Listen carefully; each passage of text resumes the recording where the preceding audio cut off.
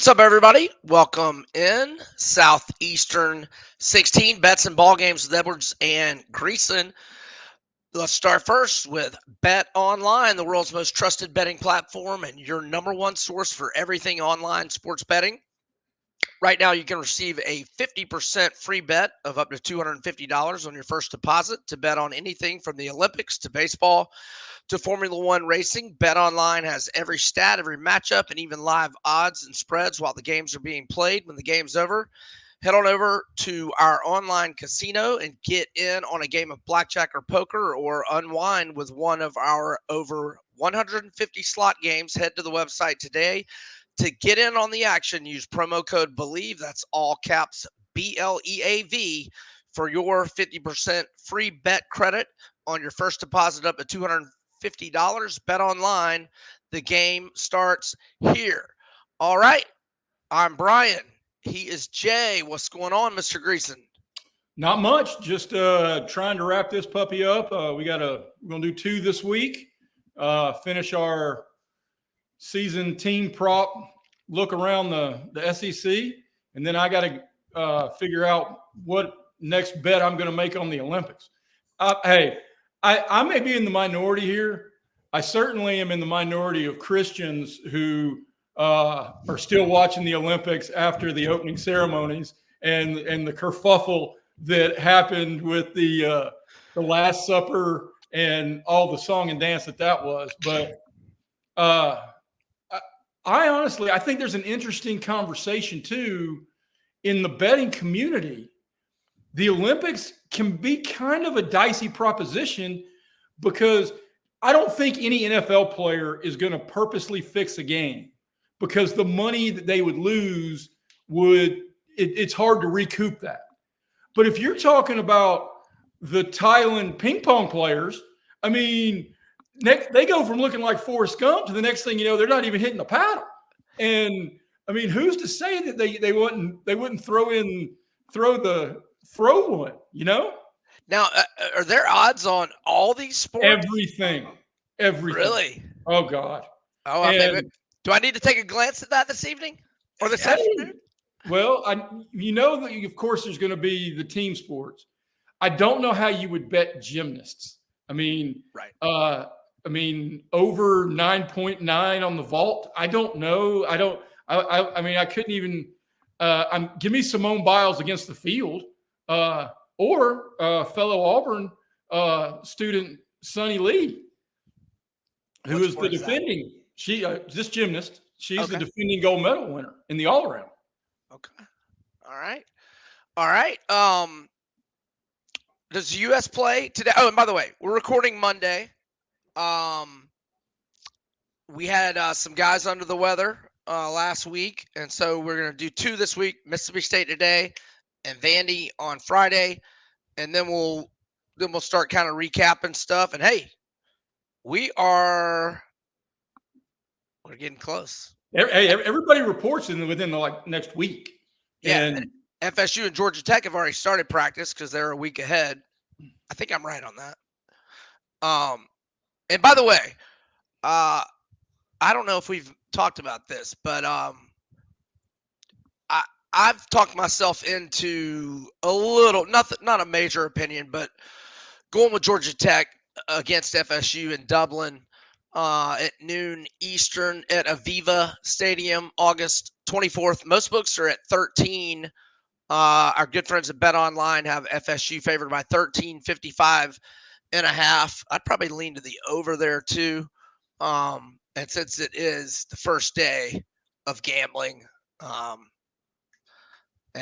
all be on it. I mean, you're going to have a side. So absolutely.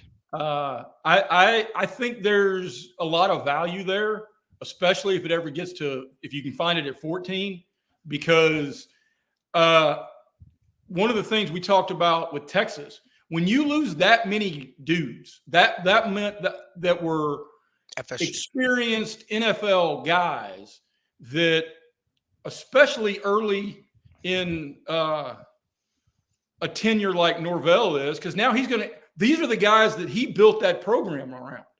And now he's going to have to reboot it. And I mean, that's easier said than done. Are they going to have talent? Sure. And Tech is always frisky too. You know it? I mean, Well, so Brent Key, since he took over, they've been double-digit underdogs 9 times. 9 times, Grace. Ferris Bueller's missed 9 times. He is 6-3 against the spread with 4 outright wins.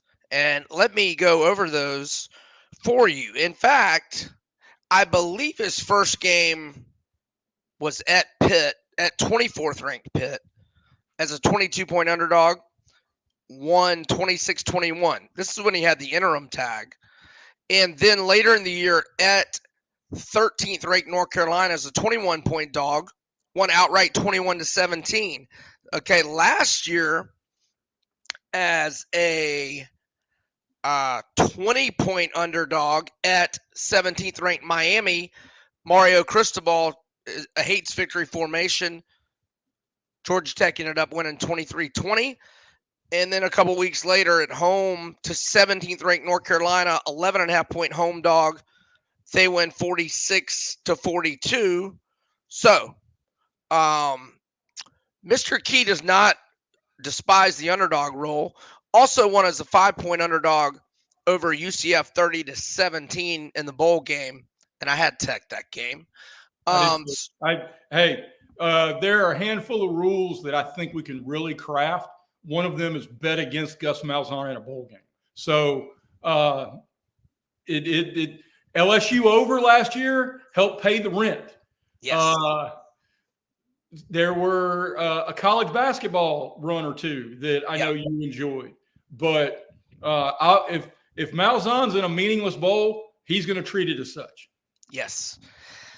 Such as Auburn against UCF after – was that the kick 6 year?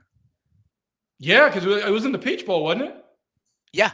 And they showed up UCF showed up angry.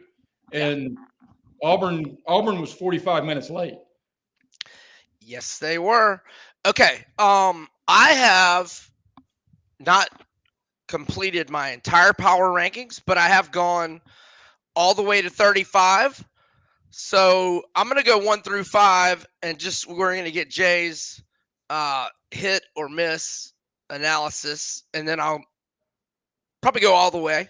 And if you have no analysis, that's fine. All right, I'm going number 1, Georgia. I think a lot of people probably have Ohio State 2. I went Oregon 2. I went Ohio State 3. I went Texas 4. I went Alabama 5. I'll go all the way to 6 since it's another SEC team in Ole Miss.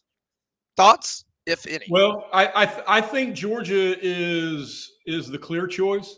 Now, we don't know if they're going to be who they're playing, if it's going to be the Mean Machine in the prison yard, or if it's going to be its regular SEC schedule. Because Georgia's had Spurrier said it best, man. In the summer, there ain't no good news. The best thing about the summer is silence. If you're talking about somebody on your team in the summertime, it's probably because they got in trouble. Hey, let me put it differently. No news is good news. There you go.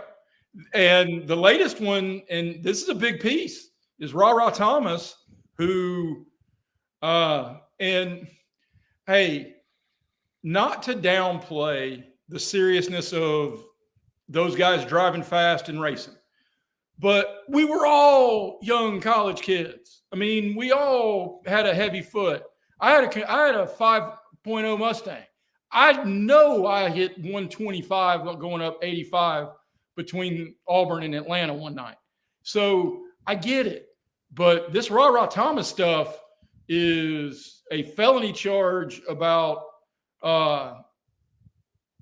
assault against children. I mean, this one, and he's been suspended indefinitely, which now we can cue your Bobby Bowden impression, because you know how Bobby he just want to love on them. He didn't want to throw anybody away, especially 5 stars. But yes. This one doesn't sound good. Ugly. No, this one's ugly. And the thing is he had a similar charge within a month of getting to Athens from Starkville when he transferred from Mississippi State. Obviously, talking about probably early spring of 23. Yeah, early spring of 23. He had something similar. Those charges got dropped. Anyhow, rah last year, 23 catches, 383 yards, and 1 touchdown, but had good numbers at Mississippi State for a couple years. I mean, a good player. Look, they're deep everywhere, but would be a somewhat significant loss. Although I will point out, Phil Steele's national unit rankings, they are top 9 at every position with one exception. That's wide receiver, where they're 16th. So I guess we could, if Phil Steele's unit rankings are on point, it is their weakest position group. So a depth piece. Also, and this might have been more than a week ago, but David Danielle Sisavon was dismissed from the team for repeated speeding violations. He has 1 start in 3 years and 30 career tackles. So whatever, just a depth piece in the secondary. Okay, so my top 6. Would you have Ohio State too? I don't. I think it's kibbles and bits at this point. I mean, I think Georgia is. Yeah, and I think Georgia is a step ahead of everybody because of the talent Kirby's assembled. And I mean, it's just, and they retained Muschamp. That defense is just going to be lathered. I mean, I think Georgia is a step ahead of everybody else in the country. And then I think that next tier, I think you've got Alabama a little high for my tastes. Even though, I mean, I've gone on record saying how big of a fan I am of their quarterback. I don't know how that transition is going to go. And when you look up, and that schedule's pretty salty too, and you're 4-2 or whatever, the belief that Nick Saban's not walking through that door anytime soon. And by the way, Georgia is still 14 or fewer against Clemson, and I love Georgia in that game, and so does that guy. All right, so let's go to 7, Penn State. 8, Utah. Give me 2. Well, I think Utah's got the best coach in the country, not named Kirby. I mean, I think what he's done there is fantastic. And as a kid growing up watching Herschel and then falling in love with Auburn under Pat Dye, I love how physical Utah is under Kyle Whittingham. I mean, they are not afraid to stand in there and fight. And that is such a glorious testament to the head coach. I actually think they're going to be a scary team in this expanded playoff for a lot of years, because that's not somebody you want to see in week 1, because they're going to be physical. Yep. And they've got their two of their best players back in Brant Keithay, the tight end, and obviously Cam Rising, and only lost 16 lettermen, 9 starters back on defense. They gave up only 19.3 points per game with a pedestrian offense without quality quarterback play. And they got a real good transfer receiver from USC in Dorian Singer, and, some toys. Even got a tight end used to be at Auburn, and Landon King. And, with Cam Rising, that offense is going to be much better. 9 Notre Dame, 10 Michigan. I still think Michigan's got going to have a pretty good defense. Got a pretty good running back. Not sure at all about their QB play. Any thoughts on that? That feels a little high. Maybe it is. Yeah, first-year coach. I actually would, in the gambling parlance, I think fading Michigan pretty early in the year makes a whole lot of sense, because It's a name. It's a brand name more than what we know about their game, if that makes a whole lot of sense. Yeah. And if any of our listeners want to sit down and try to do these rankings, I tell you, from 9 to 17, it was difficult because I don't really feel like there's a whole lot of separation between a lot of these teams. So I went 11 Missouri, I went 12 FSU, and 13 Clemson. Clemson, I might be a little high, but I just like their defense. We'll see. They really need Klubnik to make a big jump. I went 14 LSU and 15 Vols, Tennessee Vols. There are just so many. The ceiling for Tennessee is enormous. High. Yes. Yeah. I mean, it is.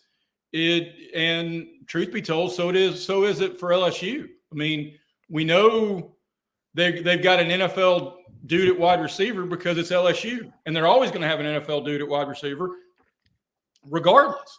But I think the outside linebacker is going to be motivated this year after Harold Perkins. After a disappointing year last year.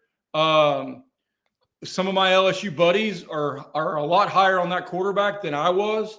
They actually watch our show. Hi, guys. And they were a little critical of me being critical of Niedermeyer. Right. And so it is what it is. It wouldn't shock me one bit that LSU is in Atlanta at the end of the year. Well, they got a new DC that is hoping to turn it around, but he's got a lot of work to do because that unit was bad at LSUD last year. But they lost their OC back to Notre Dame, so maybe the defense makes a big jump up, and maybe the offense. Well, yeah, the offense is going to take a step back, but that's not even an insult. All right, 16, Oklahoma. 17, Iowa. 18, Virginia Tech. 19, Oklahoma State. 20, Texas A&M. We were late to the party on the Iowa under last year, right? I mean, we were early to the party on LSU over, but the Iowa under, I mean, there were a couple of games that the total was like 26, and it still went under. Oh, yeah.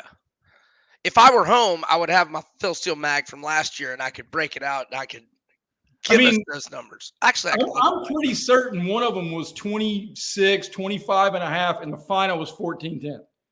And, I mean, wow. Well, you've sparked my interest, so I'm actually looking it up here, and you want to talk about addition by subtraction. Kirk Ferentz having to run his kid off as the offensive play caller. They can't go in. It's like what you said about the LSU defense. It can't do anything but get better. So, I mean, Iowa's best player was their punter. Iowa's best offensive player was their punter. Yes.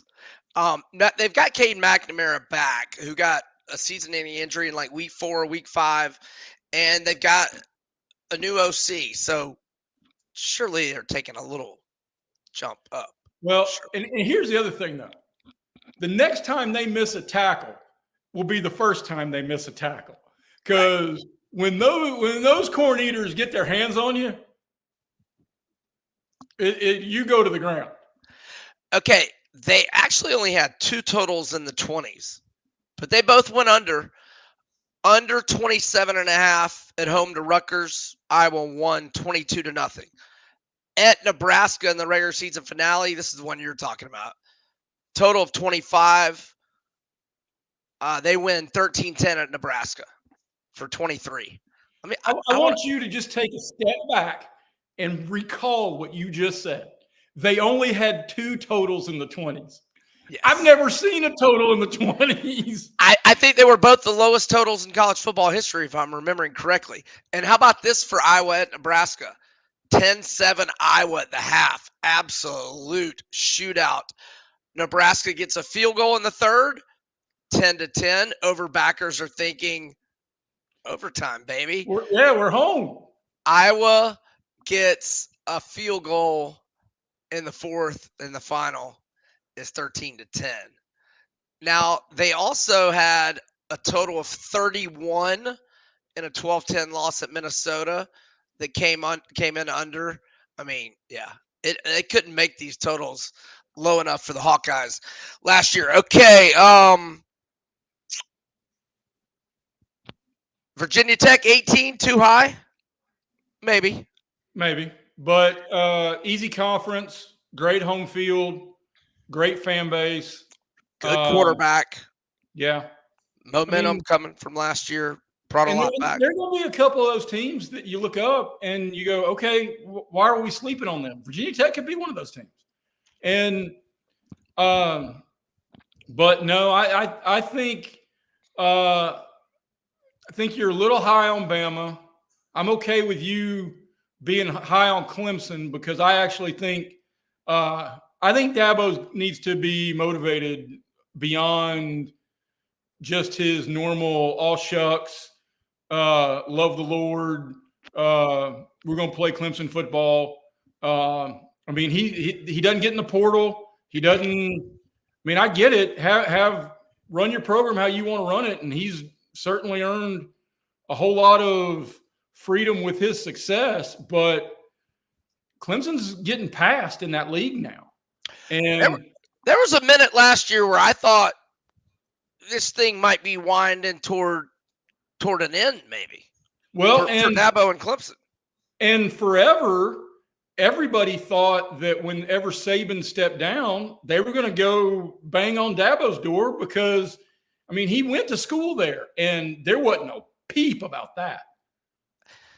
No, and it'd be interesting if they do part ways. I mean, somebody will want him, obviously, but I bet there's going to be a lot of people that'll be like, this dude's too hard-headed. Well, and you can't win in this day in college football if you're not going to dance in the portal. You can't. Right. I mean, and why the hell would you not want to dance in the portal if just for a couple of key pieces? And their IPTAY was the NIL funding before NIL. I mean, Clemson's got some folks who are willing to spend some coin to enjoy watching the Tigers run down the hill and touch Howard's Rock on Saturdays in Clemson, South Carolina. All right, 21, model of consistency, Dave Doran, and now he's got a quarterback in Grayson Allen. NC State number 21, Miami 22. I felt like with all their talent, I had to put them somewhere. I think most polls have them higher based on talent, but completely untrustworthy. I would honestly rather you and I bet $50 on a flip of a coin than have to pick a Miami game because it could be 52-7 and it could be 52-7. And head coaching goes into these here ranks. Right. All right. 23, SMU is a team we have not talked about a lot because we're an SEC network, but SMU has got a lot of talent, and Rhett Lashley could be a candidate if Pittman doesn't get it done this year, talking about at Arkansas. I got Florida 24, but relax, guys. I know they're not going to finish in the top 25. But by the way, this is based on who I would make favored over whom on a neutral field tomorrow. And 25, Kentucky. Now I'm gonna kind of just breeze through the rest if you have any comments. 26, Louisville. 27, K-State. 28, Wisconsin. 29, USC. 30, Arizona, which lost a lot, but they got big-time offensive talent still. And by the way, Dino Babers landed in Arizona as their OC. 31. We had a fun fall with Dino Babers in his run in Syracuse. Dino and Dungy. Shout out Eric Dungy. 31, Iowa State, which I might not be giving them enough respect. They got a lot coming back. 32, West Virginia. 33, Auburn. 34, UCF. And 35, South Carolina. Feels a little high for South Carolina, maybe. But maybe. Hey, you know what? You put more research into it than just about anybody I know. I mean, I'm not saying you're Phil Steele by any stretch of the imagination, but you're not just throwing darts at your best friend's wall back there in his bedroom. Auburn would be higher if I felt better about their quarterback position. And same with South Carolina. I got no beef with Auburn being in the 30s. I will say this though. My 17-year-old son and I bought the EA College Sports 25 video game, and Auburn already has a natty. So we are running. We're through year one in the dynasty. Yes, I am a child. It's okay. I fully admit that. So, but yes, and Peyton Thorne was pulled after 2 passes. First one was dropped. Second one was a pick 6, and I thought to myself, man, the realism on this game is amazing because they've got to run football down to a T. How did you like the look of Jordan Hare? Oh, it was great. Oh, the things they're doing with video games these days is ridiculous. It is. But no, we went with young Mr. White, running a lot of midline option.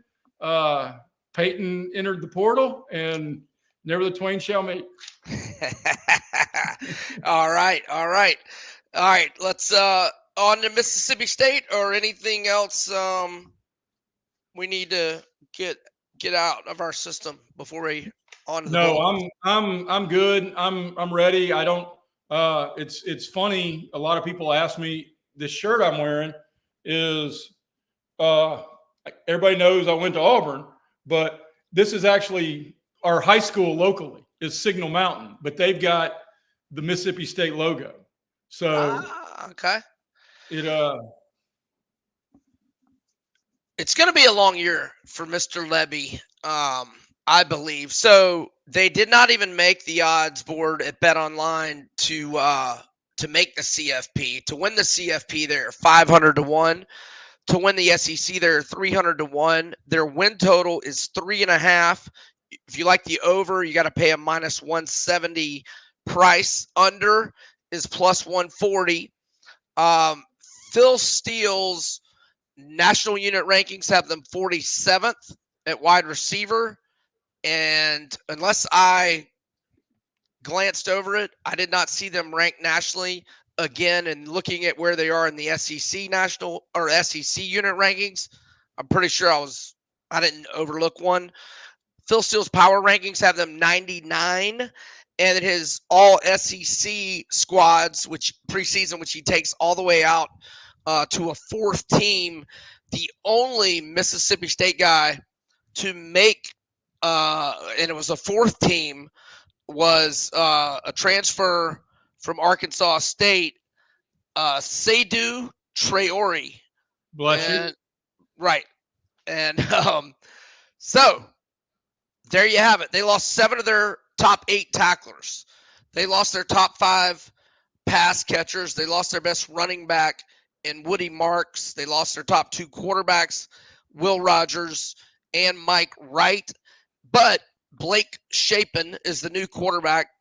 23 career starts at Baylor, 5,574 passing yards, 64% completion percentage, 36-13 career TDI&T ratio. So Blake has played in some big games, pretty good quarterback. And any other comments before we start going through the schedule? 2 things. One, you're 100% right. It's going to be filled with some Saturdays of frustration in Starkville. They're, in addition to the losses you listed, they've had to completely overhaul the offensive line, where they lost, I think all 5 starters, either to eligibility or portal, and they have jumped neck deep into the portal. They've got like 19 guys who are probably on the 2 deep that were not in Starkville 6 months ago. Right. So there is potential for a really difficult year one for the new coach, who was the OC at Oklahoma. He was the OC at Ole Miss before that. They're going to stretch the ball vertically. Honestly, I think the quarterback you referenced, he could be one of those guys that puts up huge numbers because of the system they're in, and they're going to be down a lot. So, I mean, I don't know anybody who really plays fantasy college football per se, but that guy's stats are going to be eye-popping by the end of the year if he stays healthy. Yep. Okay, so let's get into the schedule. They open with Eastern Kentucky for a W, I presume. See, as we go up and down this thing, I think you and I both feel like they may be lucky to win one SEC game, but at 3.5 with this schedule, I mean, yes, Eastern Kentucky's a W. And then week 2 is, I mean, maybe they could win out there. I mean, yeah. Arizona State is not; they're still in major rebuild mode. 100%. And then because then your other non-conference games, as I know you've got it in front of you, Toledo should be a W, and later in the year, UMass should be a W. So, let me just, I'm sorry to interrupt you, but Toledo is perennially one of the better, teams in the MAC. Although they only bring back 4 starters on each side of the ball, but they did go 11-3 last year. Lost at Illinois by 2, lost to Wyoming in the bowl game by 1, and lost in the MAC championship game to Miami of Ohio by 9. But they did lose their stud quarterback. And where did he transfer? He might. I wish he'd come to Auburn. Oh, and by the way, Mikey Keene at Fresno State, now that Tedford's resigned, all those guys are available in the portal. I think I tweeted, Hugh Freeze got to call Mikey Keene just to ask, right? I don't know I think I did a Twitter search on him last week, and I didn't see anything. I think he's probably going to stay at Fresno because he wants to be the starter, but I was throwing that out. I think there was a whole lot of consternation and conversation at Auburn about the portal because they've put a whole lot of chips in the recruitment of 5-star quarterback Juju Lewis out of Carrollton. And whether, I mean, I don't know whether that is, however that plays out, it plays out. But as for Mississippi State, I mean, Arizona State's going to be a coin flip game, don't you think? Yeah, I think it would be, I think a split at ASU and a win at home over Toledo. I think a split there is, I mean, they could go 3-0 there, but. Well, if they split that and we figure they're going to beat Eastern Kentucky and we figure they're going to beat UMass later in the year in the non-conference. It's Arkansas at home. Huh? Then it's Arkansas at home. It's Arkansas at home? It's Florida at home. Oh, yeah. Forgot about that one. So, I mean. But there's also the minus 170 on over 3.5. Yeah, I hated to hear that number because I had talked myself into over 3.5, but I'd hate paying that price on any type of leverage wager like that because there's so many things that can go wrong. And I mean, especially with this bunch. Yeah. I'll just point out. So Eastern Kentucky at home, Arizona State, Toledo at home, Florida at home. All 4 are winnable. I'm going to say they're going to be only 2-2 there, but because I've got Florida winning in Starkville. Okay. But, I mean, it's winnable for the Bulldogs, and yeah, I just think they'll split at ASU and Toledo at home. Man, I don't know anybody in the country who's got tougher back-to-back games than Mississippi State going to Austin in late September, bye week, and then going to Athens. Yeah. A&M, then they get A&M at home, where A&M has 2 weeks to prepare, and Mississippi State's going to be still sore from playing the other Bulldogs in Athens. Arkansas at home's winnable. UMass is a win. They may have the toughest SEC schedule of any team we've talked about. I mean, at Texas, at Georgia, at Tennessee, at Your Ole home Miss. games with Florida. Arkansas is the only dunk. You don't get Vandy. You don't get Auburn. You don't get South Carolina. I mean, Yeah. and your home games are, other than Arkansas, it's A&M, it's Florida, and it's Missouri. Mississippi State does get 2 weeks to prepare for Mizzou, which will be coming off of at South Carolina. Yeah. All right. So my call is going to be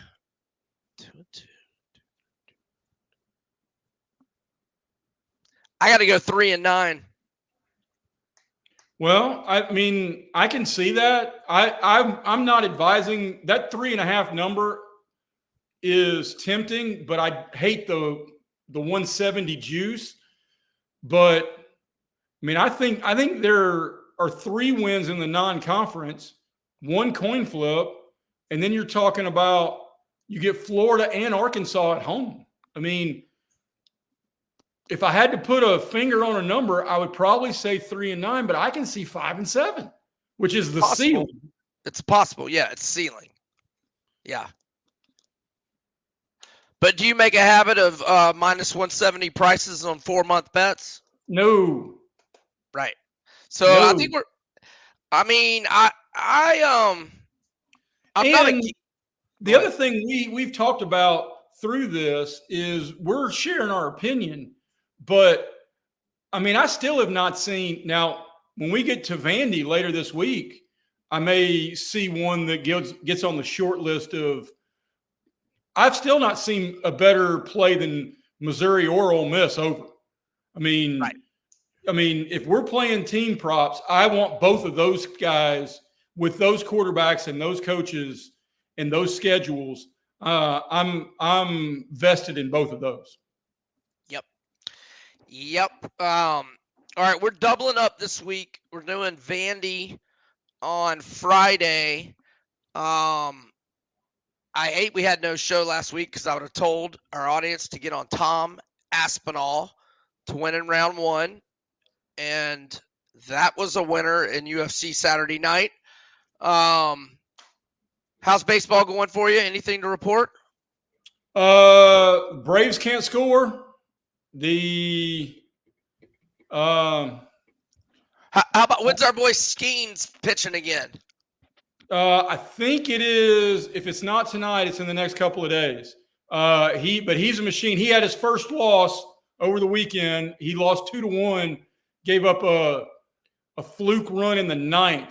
I mean, he's that dude who's going into the 9th inning these days.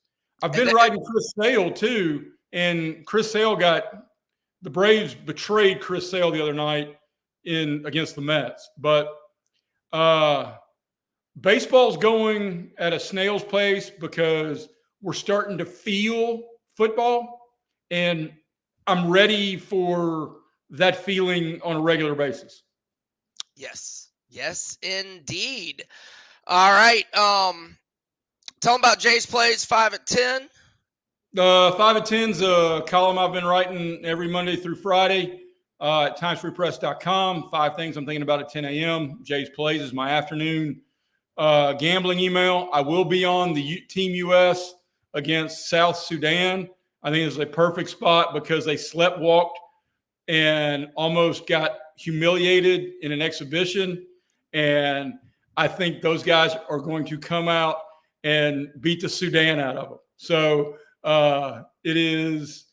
Do we have a number yet or no? No, I think they play Wednesday. So, but they easily covered the 12 last night against Serbia and or yesterday afternoon, I guess. And also going to bet that there's going to be a whole lot of complaining about politics in the Olympics coverage. So Opening ceremony, perhaps. well, I mean, I wish I could find that. What do you lay that odds? That's like minus 1,000, right? I don't know what the odds would have been for that debacle. Anywho, on Major Wager right now, I have an article. You can look on the headlines on the right rail. Bet Online has oh yes, our good friends at Bet. Well, then I'll just go ahead and mention it, since we are talking about our good friends. Odds to be the first coach fired. Guess who's the favorite? It's got to be Billy Bob, doesn't it? Correct, plus 400. And the number 2 guy is of SEC interest. Oh, Sammy Pittman. Yeah, plus 500. Cristobal is next at plus 600. You check out that article or just check out the odds at Bet Online. All right. That's going to do it. We'll talk to you on Friday for our Vandy show. Thanks for listening. Give us a thumbs up and all that stuff if you feel like it. And we will talk to you later this week. For Jay Greeson, I'm Brian Edwards, and we are over and out.